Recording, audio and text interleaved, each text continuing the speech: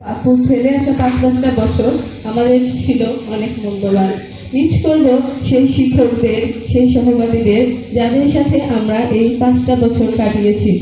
জানি না তাদের সাথে আবার দেখা হবে কিনা, শুধু এটাই জানি সেই শাসন, সেই আড্ডা, সেই মজা অনেক মিস করব। মিস করব আমাদের ক্লাসের এবং এসব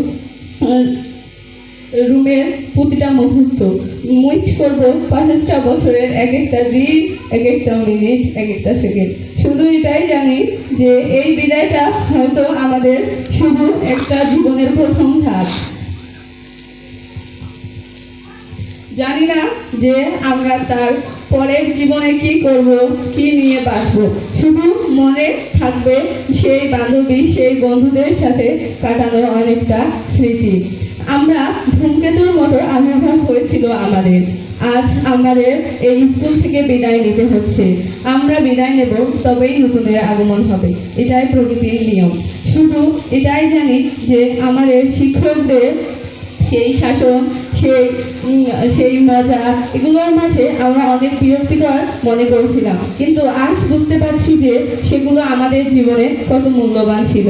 শুধু স্যারকে আমি বিশেষভাবে বলতেছি যে আমরা যত ভুল ত্রুটি করেছি সেগুলো আমাদের ক্ষমা করে দেবেন।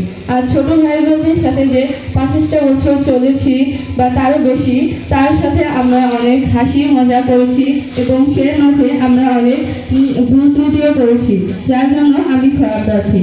আমাদের সবাই ক্ষমা করে দেবেন আর আমাদের জন্য দোয়া করবেন যাতে আমরা আমাদের জীবনে কিছু করতে পারি। এই বলে আমি আমার বক্তব্য শেষ করলাম। আসসালামু আলাইকুম।